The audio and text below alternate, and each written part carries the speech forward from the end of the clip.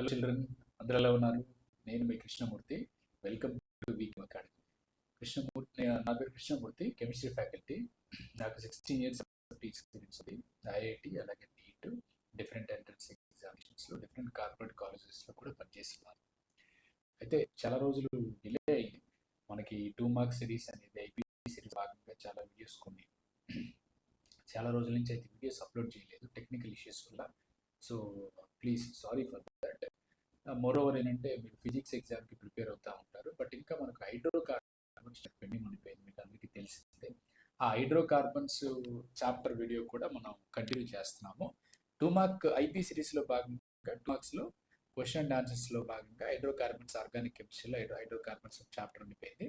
అది కూడా మనం కంప్లీట్ చేసేస్తే టోటల్గా 2 మార్క్ సిరీస్ అనేది క్లోజ్ చేసేస్తాం మనం, అంతే.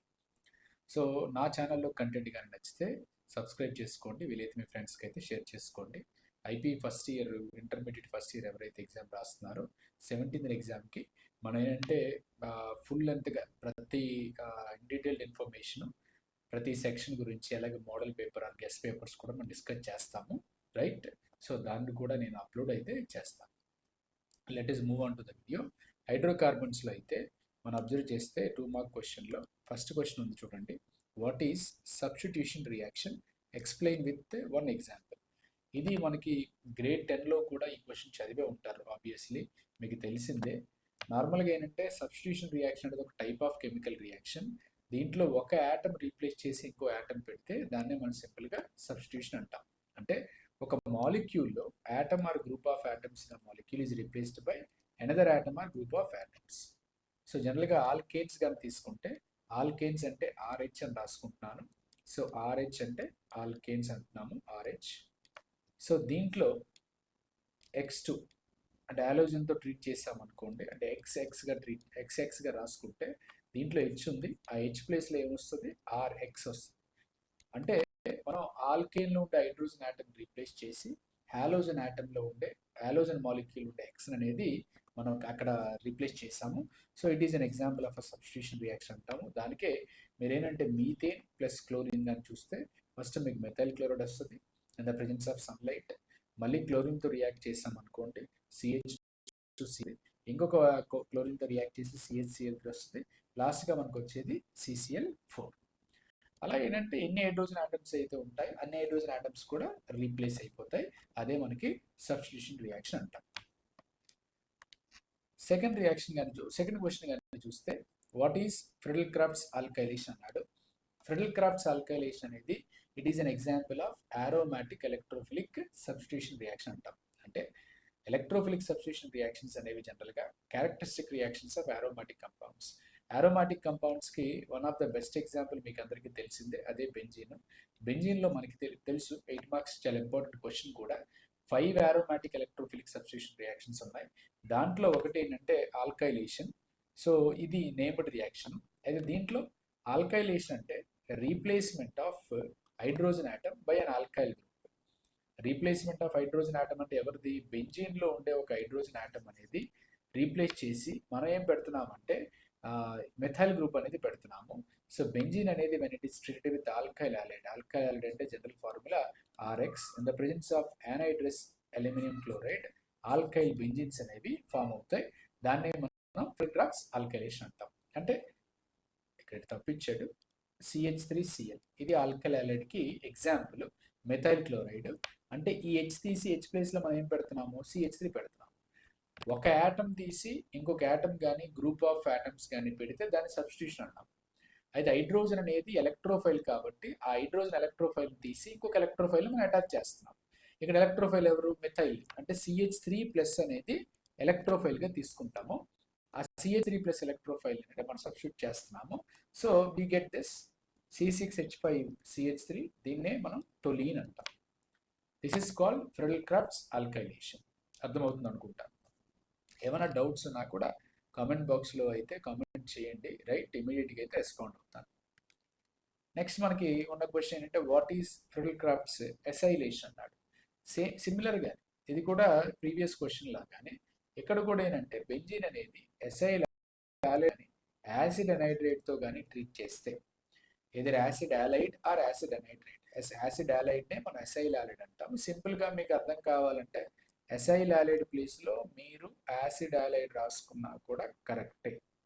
Acid halide or acid anhydride in the presence of Lewis acid. Lewis acid ప్రెజెన్స్లో కానీ ట్రీట్ చేస్తే దానివల్ల మనకి ఏమొస్తుంది, ఎసైల్ బెంజీన్ అనేది వస్తుంది. ఈ రియాక్షన్ మనం ఫ్రిడిల్ డ్రాప్స్ ఎసైలేషన్ అంటాము. దానికి బెంజీన్ తీసుకున్నాము, ఎసిటైల్ క్లోరైడ్, దీన్ని యాసిడ్ క్లోరైడ్ అంటాము. దీంట్లో CH3 CO పార్ట్ ఉంది కదా, అది ఎలక్ట్రోఫైల్లో యాక్ట్ చేస్తుంది. ఈ COCH3 అనేది మనకి ఎలక్ట్రోఫైల్లో యాక్ట్ చేస్తుంది. ఈ ఎలక్ట్రోఫైల్ అనేది దేని ప్లేస్లో పెడతాం మనం, hydrogen atom of benzene ring. అంటే బెంజీన్ రింగ్లో ఉండే హైడ్రోజన్ ఆటమ్ తీసేసి మనం COCH3 పెడుతున్నాం. దానివల్ల నీకు వచ్చే ప్రొడక్ట్ ఏంటి, C6H5COCH3, అదే ఎసిటోఫినోన్. ఎసిటోఫినోన్ అనేది నీకు ప్రొడక్ట్గా ఫామ్ అవుతుంది. అర్థమైందా? ఇది కూడా ఫ్రిడిల్ క్రాఫ్ట్స్ అండ్ ఇది కూడా aromatic electrophilic substitution reaction. Fourth one, important question కూడా ఇది. Explain the structural isomerism with one example. అయితే పిల్లలకి ఫస్ట్ ఐసోమరిజం అనగానే ఫండమెంటల్ అందరూ కూడా 10th క్లాస్లో కూడా చదివి ఉన్నారు. ఐసోమరిజం అంటే మాలిక్యులర్ ఫార్ములా అనేది సేమ్ ఉండాలి. MF అనేది సేమ్ ఉండాలి. MF అంటే molecular formula. Compounds are having same molecular formula but different structural arrangements. Structural arrangements గానీ డిఫరెంట్ ఉంటే దాన్ని మనం స్ట్రక్చరల్ ఐసోమర్స్ అంటాం. ఆ కంపౌండ్స్ని, ఆ ఫినామినన్ని స్ట్రక్చరల్ ఐసోమరిజం అంటాం. The phenomenon in which two compounds are having same molecular formula but different structural arrangements are called structural isomers. As it is గా అలాగే ఇక్కడ ఉన్నదలాగే రాయాలని రూల్ ఏం లేదు. మనం సింపుల్గా మన ఓన్ సెంటెన్సెస్లో కూడా ఫ్రేమ్ చేసుకోవచ్చు. ఓకే, సో ఇక్కడ అబ్జర్వ్ చేసుకుంటే, సో స్ట్రక్చరల్ ఐసోమెరిజంలో మళ్ళీ దాంట్లో డిఫరెంట్ టైప్స్ స్ట్రక్చర్లో చైన్ ఉంది, పొజిషన్ ఉంది, ఫంక్షనల్ ఉంది, మెటామరిజం ఉంది, రైట్? సో దీంట్లో మీరు ఏది రాసినా స్ట్రక్చరల్ ఐసోమెరిజం కింద వస్తుంది. ఇప్పుడు చూడండి, ఇక్కడ కానీ తీసుకుంటే వీడు ఒక ఎగ్జాంపుల్ ఇచ్చాడు. C4H8 ఉంది. C4H8 అంటే బ్యూటీన్ అని తీసుకోవచ్చు. సో ఈ బ్యూటీన్ అనేది 2 ఐసోమర్స్లో ఎగ్జిస్ట్ అవుతుంది. ఒకటి బ్యూట్1ఈన్, ఇంకొకటి బ్యూట్2ఈన్. బ్యూట్1ఈన్ అంటే డబల్ బాండ్ అనేది నీకు ఫస్ట్ పొజిషన్లో ఉంది అని అర్థం. అదే డబల్ బాండ్ సెకండ్ పొజిషన్లో ఉంటే బ్యూట్2ఈన్. అంటే పొజిషన్ పరంగా డబల్ బాండ్ యొక్క పొజిషన్ పరంగా చేంజ్ అయ్యింది కాబట్టి వీటిని స్ట్రక్చరల్ ఐసోమర్స్ అన్నాం. అర్థమవుతుందా? సో అంటే మోర్ ఓవర్ అంటే దీన్ని పొజిషన్ ఐసోమర్స్. ఆ పొజిషన్ ఐసోమర్స్ కూడా దేని కింద వస్తాయి, స్ట్రక్చరల్ ఐసోమర్స్ కింద వస్తాయి. కాబట్టి మనం ఎగ్జాంపుల్గా తీసుకున్నాం. లేదు ఇంకొక ఎగ్జాంపుల్ ఏంటంటే ఇలా కూడా తీసుకోవచ్చు. C4H10 ఉందండి. C4H10 అంటే బ్యూటేన్. ఈ బ్యూటేన్ ఏంటంటే 2 ఐసోమర్స్లో ఎగ్జిస్ట్ అవుతుంది. ఒకటి N బ్యూటేన్, ఇది simple example, 10th class example. ఇంకొకటి ఐసోబ్యూటేన్. N బ్యూటేన్ అంటే అన్ని కార్బన్ ఆటమ్స్ కూడా స్ట్రైట్ చైన్లో కానీ అరేంజ్ అయితే అది N బ్యూటేన్. అలా కాకుండా బ్రాంచెడ్ చైన్ స్ట్రక్చర్స్ కానీ ఉన్నాయనుకోండి, దాన్ని మనం ఐసోబ్యూటేన్ అంటాం. ఇది N బ్యూటేన్, ఇది ఐసోబ్యూటేన్. స్ట్రక్చరల్ ఐసోమరిజంలో ఇది కూడా ఎగ్జాంపుల్గా మీరు కావలిస్తే తీసుకోవచ్చు. అర్థమైందండి? రైట్. నెక్స్ట్ మనకేముంది, what is stereo isomerism, give one example అన్నాడు. సో స్ట్రక్చరల్కి స్టీరియోకి చిన్న డిఫరెన్స్ ఉంది. ఇక్కడ కూడా సేమే రాస్తారు. Compounds are having same molecular formula but there is a difference in arrangement of atoms in 3-dimensional space. 3-dimensional స్పేస్లో కానీ అరేంజ్మెంట్ ఆఫ్ ఆటమ్స్ ఆర్ గ్రూప్స్లో చేంజ్ ఉంటే, కానీ చేంజ్ ఉంటే వాటిని మనం స్టీరియో ఐసోమర్స్ అంటారు. ఆ ఫినామినాని మనం ఏమంటాం, స్టీరియో ఐసోమరిజం అంటాం. రైట్. ఈ స్టీరియో ఐసోమరిజంలో మళ్ళీ 2 టైప్స్, కాన్ఫిగరేషన్, కాన్ఫర్మేషన్. మళ్ళీ కాన్ఫిగరేషన్లో 2 టైప్స్, ఒకటి ఆప్టికల్, ఇంకోటి జామెట్రికల్. సో ఇక్కడ మనం తీసుకున్న ఎగ్జాంపుల్ సిస్2-బ్యూటిన్, ట్రాన్స్2-బ్యూటిన్. ఈ రెండు కూడా దేనికి ఎగ్జాంపుల్స్ అంటే ఏం రాస్తారు, జామెట్రికల్ ఐసోమర్స్కి ఎగ్జాంపుల్స్. దేనికి ఎగ్జాంపుల్స్ అంటే ఏం రాస్తారు, జామెట్రికల్ ఐసోమర్స్కి. జామెట్రికల్ ఐసోమర్స్లో మరి 2 టైప్స్, సిస్ ఒకటి, ట్రాన్స్ ఒకటి. సిస్ అంటే ఏంటి, ఈ 2 సిమిలర్ గ్రూప్స్ అనేవి సేమ్ సైడ్ ఉంటే సిస్, అదే 2 సిమిలర్ గ్రూప్స్ కానీ ఆపోజిట్ సైడ్ ఉంటే దాన్ని ఏమంటారు, ట్రాన్స్ అంటారు.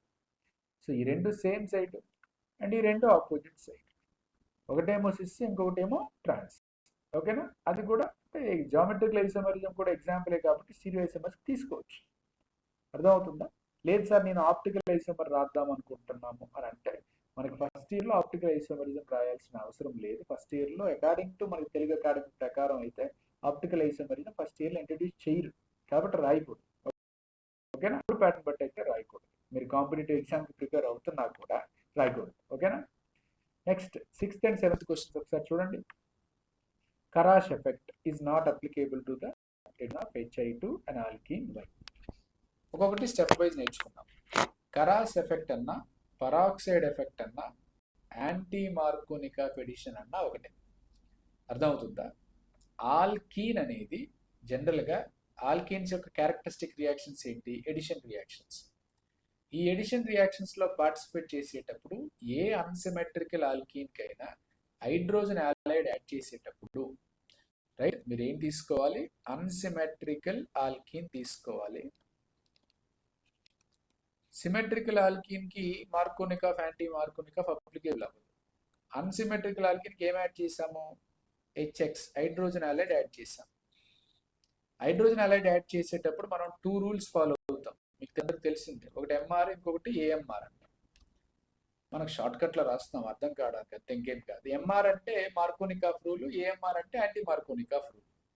ఇలా 2 రూల్స్ అయితే ఫాలో అవుతాం కదా. బట్ ఇక్కడ మనకు అడుగుతున్నాడు ఏఎంఆర్. ఏఎంఆర్ అన్నా, పరాక్సైడ్ ఎఫెక్ట్ అన్నా, కరాష్ ఎఫెక్ట్ అన్నా ఒకటే.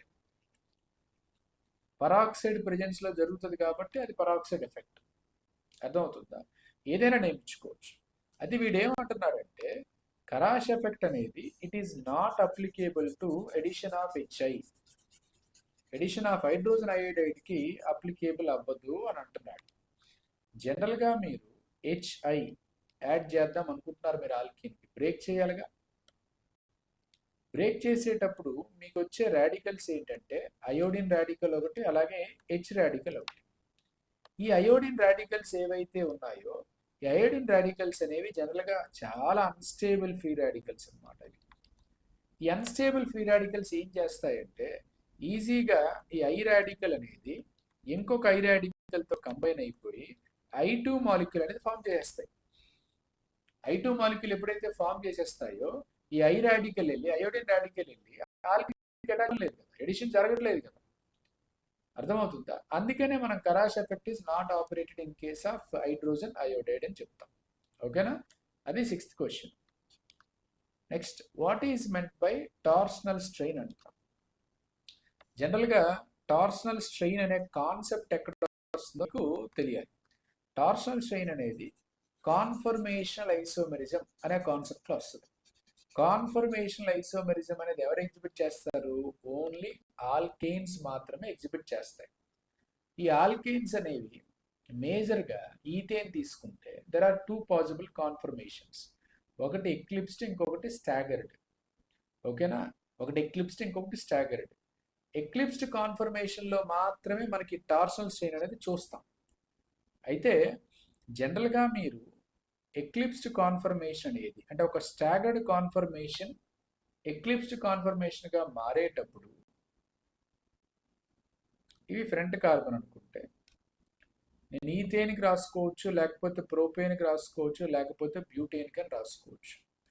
అంటే నేనేంటంటే ఇక్కడ ప్రోపేన్కి తీసుకున్నాను అనుకోండి. ఫర్ సపోజ్ ప్రోపేన్ తీసుకుంటే ఇది ఫ్రంట్ కార్బన్ అనుకుంటాం. ఈ ఫ్రంట్ కార్బన్లో ఒక కార్బన్లో ఏంటంటే 2 హైడ్రోజన్స్ ఉన్నాయి. ఒకటి ఏంటంటే ఇక్కడ CH3 ఉంది, అంటే CH2, ఇది CH3. ఇంకా బ్యాక్ కార్బన్ ఇది అనుకుంటే నేను బ్యాక్ కార్బన్ వేరే కలర్తో ఇండికేట్ చేస్తాను. బ్లాక్ కార్బన్కి ఏమొస్తున్నాయి? ఇక్కడ ఇది H, అలాగే ఇక్కడ H, అలాగే ఇక్కడ H.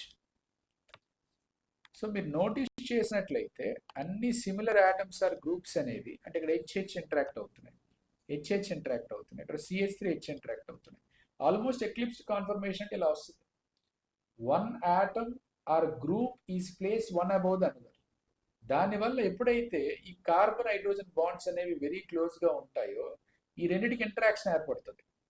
దీంట్లో ఉండే ఎలక్ట్రాన్స్ ఏమవుతాయి? రిపెల్ అవుతాయి. అలా రిపెల్ అవటం వల్ల వచ్చే స్ట్రెయిన్నే మనం టార్షనల్ స్ట్రెయిన్ అంటాం. టార్షన్ స్ట్రెయిన్ వల్ల మాలిక్యూల్ యొక్క కాన్ఫర్మేషన్ యొక్క స్టెబిలిటీ తగ్గిపోతుంది. జనరల్గా ఈ కైండ్ ఆఫ్ కాన్ఫర్మేషన్ ఏమన్నాము, ఎక్లిప్స్డ్ కాన్ఫర్మేషన్ అన్నాము. ఈ ఎక్లిప్స్డ్ కాన్ఫర్మేషన్లో ఆ స్టెబిలిటీ అనేది చాలా తక్కువ ఉంటుంది because of this torsional strain. Excuse me. Repulsive interactions ఎప్పుడైతే ఎక్కువ ఉంటాయి, స్ట్రెయిన్ అనేది ఎక్కువ ఉంటే స్టెబిలిటీ తగ్గిపోతుంది. అర్థమవుతుందా? అదే మనకి సింపుల్గా torsional strain, right? Torsional strain is also known as eclipsed interaction. When the staggered form changes into eclipsed form, electron clouds of carbon and hydrogen are closer to each other, resulting in increase in electron cloud repulsions, which affects the stability of conformation called torsional strain. Next, even simple fundamental questions say, how ethane prepared from ethene అన్నారు. Ethene అంటే ఏంటండి? Alkyne కదా, CH2 double bond CH2, దీనికి hydrogen add చేయండి, ఇక్కడ ఒక hydrogen add అయిపోతుంది, ఇక్కడ ఒక హైడ్రోజన్ యాడ్ అయిపోతుంది. అలా యాడ్ అయితే నీకు వచ్చేది ఏంటి? ఈథేన్, CH3 వస్తుంది. మరి అలా యాడ్ అవ్వాలంటే నువ్వేం తీసుకోవాలి? నికెల్ కానీ, ప్లాటినం కానీ, పెలాడియం కానీ కెటలిస్ట్గా తీసుకో. So hydrogen gas added to alkyne like ethene in the presence of nickel or platinum or palladium to form ethane is called as hydrogenation. ఇలాగా మనం ఈథేన్ అనేది ప్రిపేర్ చేయొచ్చు ఈథేన్ నుంచి. ఓకేనా? అలాగే నెక్స్ట్ క్వశ్చన్ చూడండి, వాట్ ఈజ్ వర్డ్స్ రియాక్షన్ అంటే pronunciation చాలా మందికి వేరీ అవుతుంది, కొంతమంది వుడ్స్ రియాక్షన్ అంటారు, బట్ నా ప్రొనౌన్సియేషన్లో అదేంటే వర్డ్స్ రియాక్షన్ అంటాను. వర్డ్స్ రియాక్షన్ అనేది one of the most important named reaction. Give one example అన్నాడు. వర్డ్స్ రియాక్షన్ అనేది 2 moles ఆఫ్ ఆల్కైల్ హాలైడ్ మాత్రమే తీసుకోవాలి. 2 moles of same alkyl halide treated with sodium metal in the presence of dry ether which gives alkanes. అంటే 2 moles of same alkyl halide అంటే ఇది CH3Br తీసుకున్నాను, అదొక mole sodium react అయింది. ఇంక mole CH3Br తీసుకున్నాను, NaBr బయటికి వెళ్ళిపోతుంది. 2 moles ఆఫ్ NaBr బయటికి వెళ్ళిపోతే then will get ethane.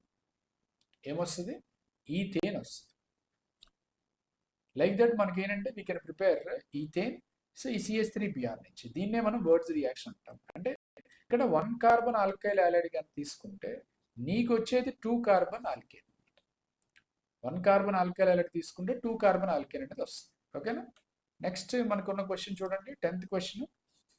Number of questions జనరల్గా ఈ చాప్టర్లో చాలా ఎక్కువ, రైట్?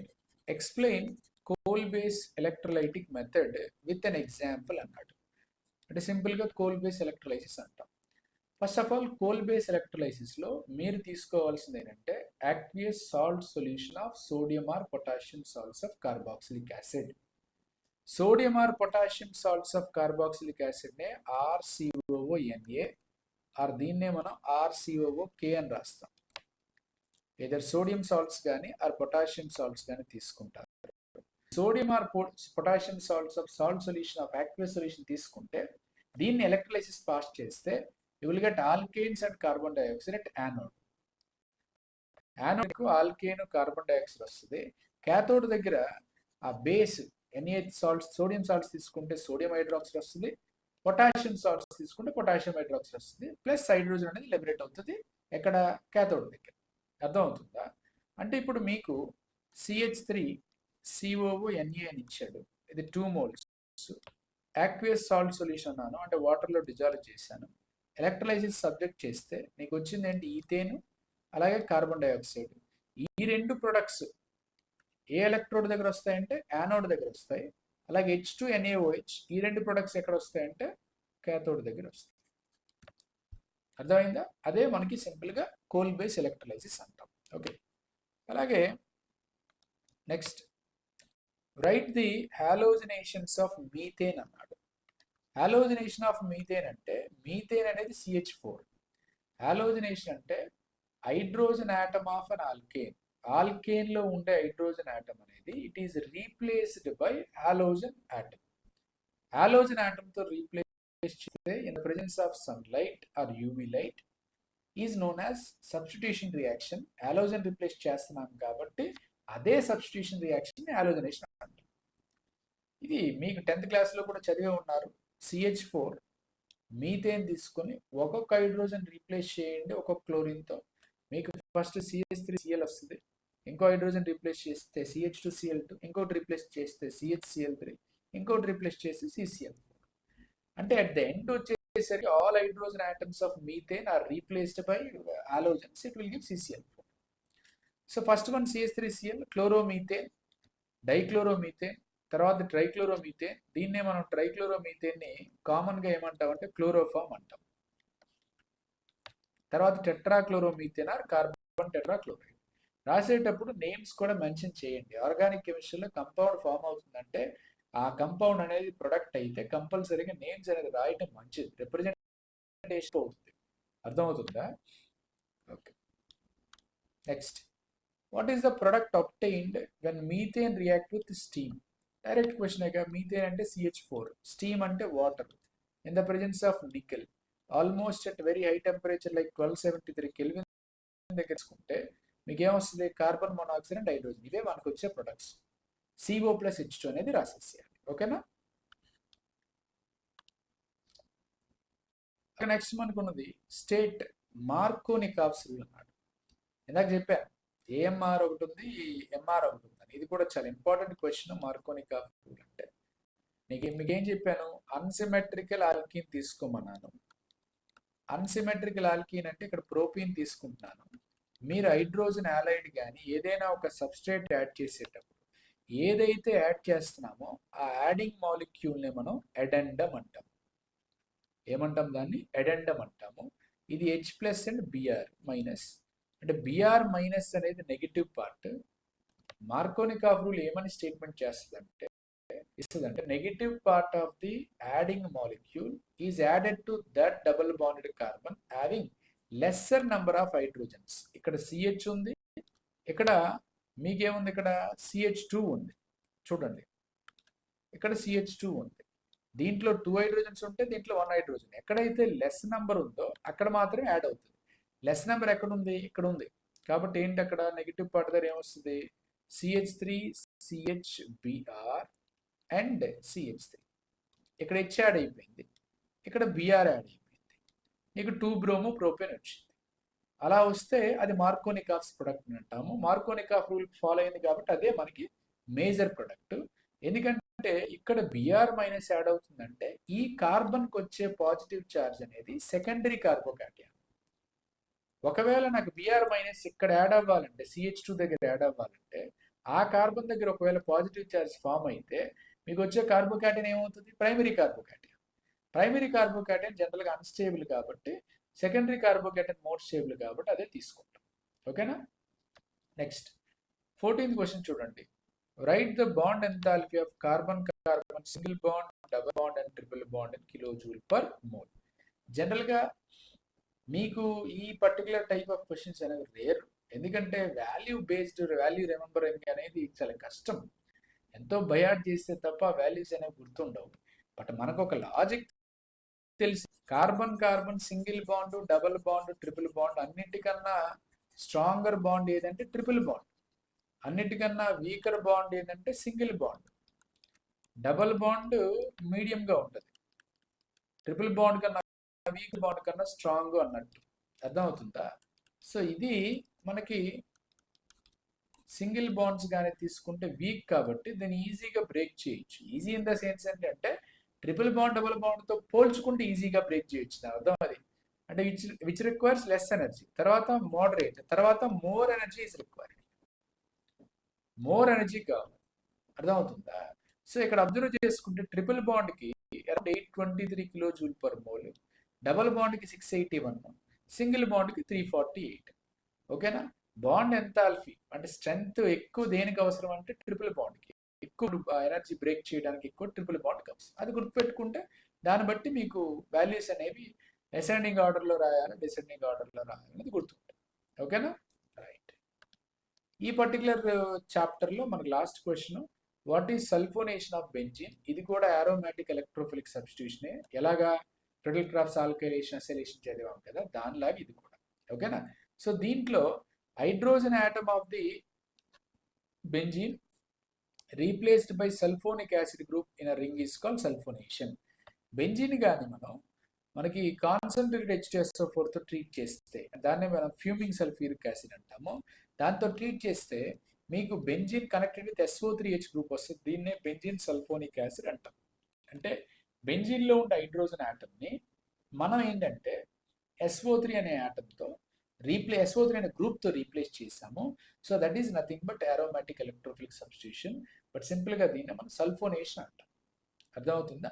సో ఇలా మనకు టోటల్గా 15 క్వశ్చన్స్ ఉన్నాయి హైడ్రోకార్బన్స్లో నుంచి. సో ప్రతి క్వశ్చన్ ఎక్స్ప్లెనేషన్ కూడా అర్థమైంది అనుకుంటున్నాను. ఓకేనా? సో ఆల్మోస్ట్ మనకి ఐపీ సిరీస్లో భాగంగా ప్రిపరేషన్ టైంకి అయితే వచ్చేస్తున్నాం మనం 10th నుంచి. ఆ ప్రిపరేషన్ టైంకి ఆల్మోస్ట్ ప్రతి సెక్షన్ మనం డీటెయిల్డ్గా ఎక్స్ప్లెయిన్ చేసుకుంటా, అలాగే మోడల్ క్వశ్చన్ పేపర్స్ డిస్కస్ చేసుకుంటా మనం 17th ఎగ్జామ్కి March 17, 2026 ఎగ్జామ్కి మనం అయితే ప్రిపేర్ అవుతాం. ఓకేనా? సో థ్యాంక్స్ ఫర్ వాచింగ్ అండి. మా కంటెంట్ కానీ నచ్చితే సబ్స్క్రైబ్ చేసుకోండి, మీ ఫ్రెండ్స్కి కూడా షేర్ చేయండి. మీకు ఏదైనా టాపిక్ కానీ ఏదైనా క్వశ్చన్ కానీ, అది ఎంసెట్ లెవెల్ అవ్వచ్చు, జేఈ లెవెల్ అవ్వచ్చు, మెయిన్స్ కానీ అడ్వాన్స్ లెవెల్ అవ్వచ్చు, ఆ టాపిక్ ఆర్ క్వశ్చన్ కానీ నాకు కామెంట్ బాక్స్లో కామెంట్ చేసిన ఏ వీడియో కింద అయినా కూడా నేనైతే చేస్తా తప్పకుండా. ఓకేనా? థ్యాంక్స్ ఫర్ వాచింగ్ అండి. Bye bye.